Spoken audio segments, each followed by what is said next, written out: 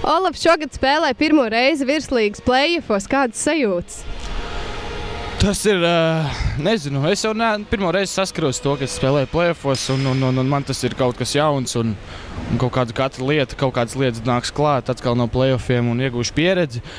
Un tas ir, es nezinu, ļoti pacelēti, kad tu spēlē un ir pilnas tribīnes. Varbūt regulārā sezonā nebija pilnas tribīnes, ir gala tribīnes izvilktas, un vēl ir vairāk skatītāji, un ir vēl no manas iepriekšējās komandas skatītāji, un tas dod tādu pacelājumu un daudz vairāk emocijas.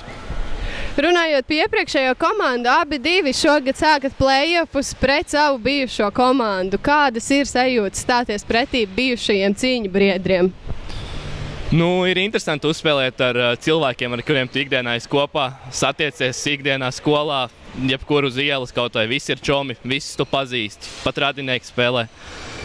Bet vienmēr gribās uzvarēt, un te ir sports, te mēs nešķirojam. Draugi, paziņas, radinieki. Vienkārši ir jāiet un jāuzvar. Un tev, Olaf? Kā jau Pauls teica, visi ir draugi ārpus laukuma. Laukumā neviens nav draugs, draugu, un ja tā ir vēl bijusi mana komanda, tad man vēl vairāk gribās viņiem iekost un viņus uzvarēt. Olaf, tu arī pamatlaikā guva ļoti svarīgus vārdus, kas izlīdzināja rezultātus un burtiski piecēla kājās visas tribīnes. Kādas emocionāli tev bija sajūtas gūstot šos vārdus? Es nezinu, es jau kādu labu laiku gaidīju to, kad Cēsīs varēšu kārtīgi skaistu golu iesist, un kur vēl skaistāk, ja ne play-off pirmajā kārtā un izlīdzināt rezultātu. Vakar aizvadījāt spēli par Pārgauju, un soģi uz laukumu bija atbraukuši no Somijas. Šodien latvieši. Vai jutāt kādas atšķirības? Tagad grūti uzreiz tā pateikt. Tie somi vakar nebija tādi somi, kādi ir pierasti, kas ļauj spēlēt un tādu agresīvu spēli. Protams, viņi ļāva spēlēt agresīvi, bet Svilpa daudz tāds pēc epizodēm deva 2 minūšu noraidījumus.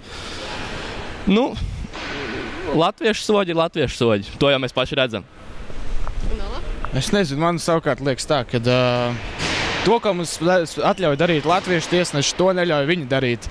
Un to, ko ļauj somu tiesneši darīt, to neļauj latviešu tiesneši darīt. Un tur ir tā būtiskākā atšķirība. Mēs esam pieraduši pie tā, ka mums ir visu laiku gandrīz latviešu tiesneši. Paldies!